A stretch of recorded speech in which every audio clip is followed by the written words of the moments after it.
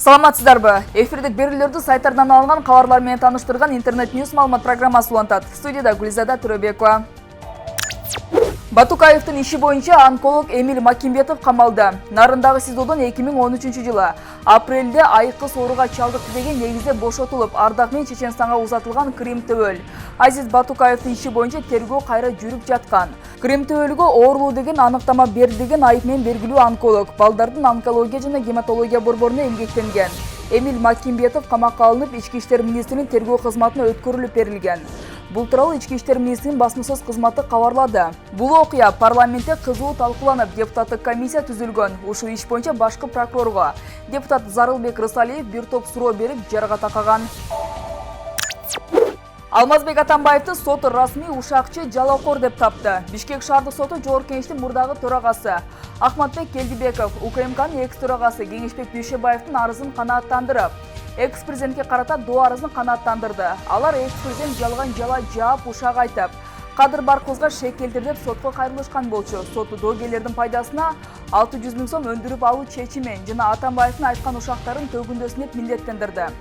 Ошентип эл арасында жалоокор ушакчы деп айтылып жүргөн Атамбаев эми мыйзамдуу ушакчы катары аныкталды.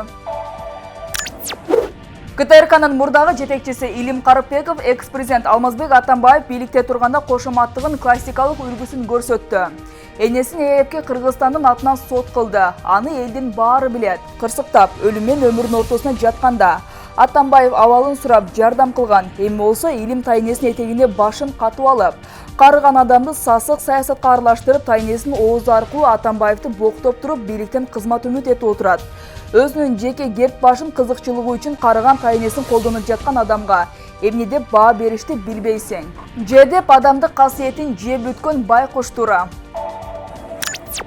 Камчыбек Жолдошбаев эркек эмес. Жогорку Кеңештин депутаты Камчыбек Жолдошбаевди бир нече киши курчап, уят сөздөр менен сөккөн видео тарады. Интернет булактарында тарап жаткан видеодо белгисиз жарандар депутаттын унаасына келип, карызын дуулап, уят сөздөр менен сөгүп жатканы тартылган.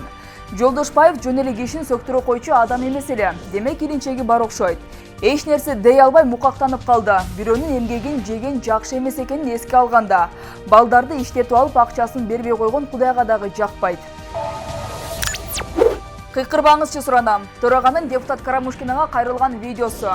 Дастан Жумабеков убакыт депутат сүйлөп жаткандыгына кетерин эскертти. Жогорку Кеңештин КСДП фракциясынын депутаты Ирина Карамушкина анын суроо берүү убактысы жөн эле кетип жатканын айтып, ага берилген мөөнөттөрдү токтотуп турууну талап кылды.